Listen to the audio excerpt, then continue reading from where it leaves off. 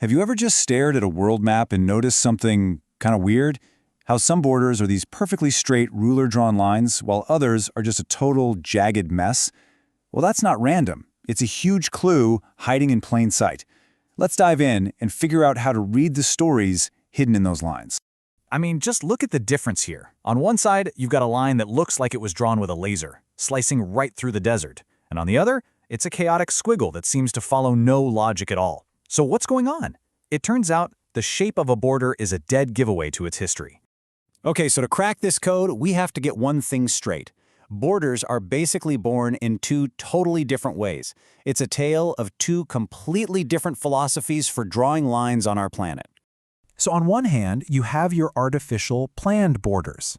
Those are the straight ones. And on the other, you've got your historical and negotiated borders, the zigzags. You can think of it like this. One is designed from the top down, and the other grows organically from the ground up. Let's start with the straight shooters.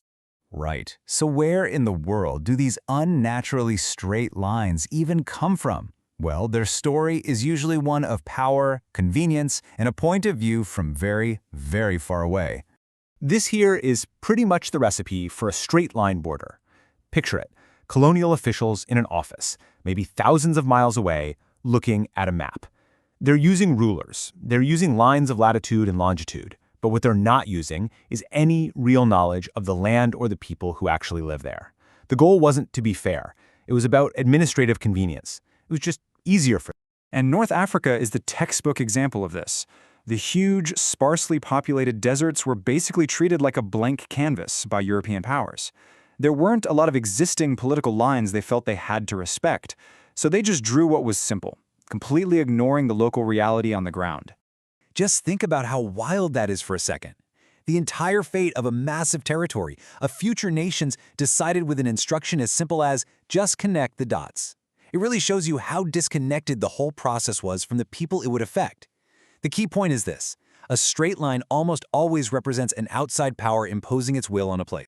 Now, let's flip the script and look at the total opposite, those wiggly, messy, irregular borders. These lines weren't drawn with a ruler in an afternoon. No way. They were etched onto the map over centuries of actual history. A zigzag border is like a history lasagna. It's got layers. The first layer is just natural geography. I mean, if your border follows a river or a mountain range, it's obviously going to be crooked.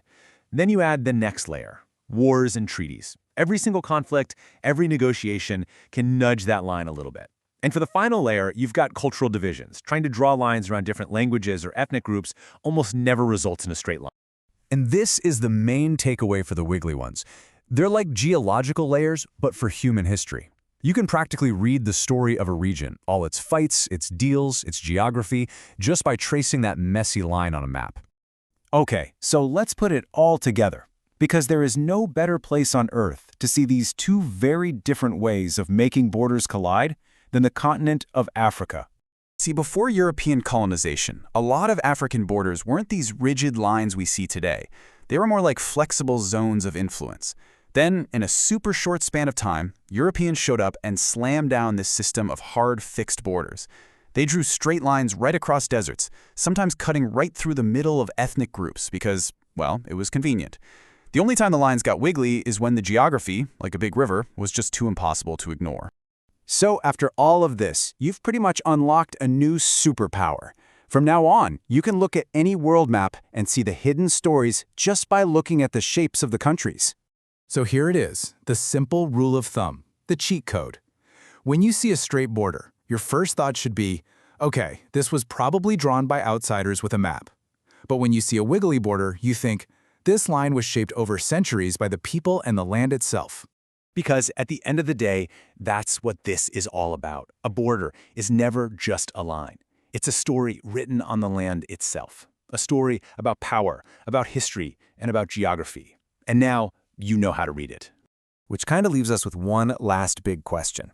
These lines, whether they're straight or they're crooked, have had huge consequences that we're all still living with today. So if they really are just stories we've drawn on a map, it makes you wonder, who gets to hold the pen for the next chapter?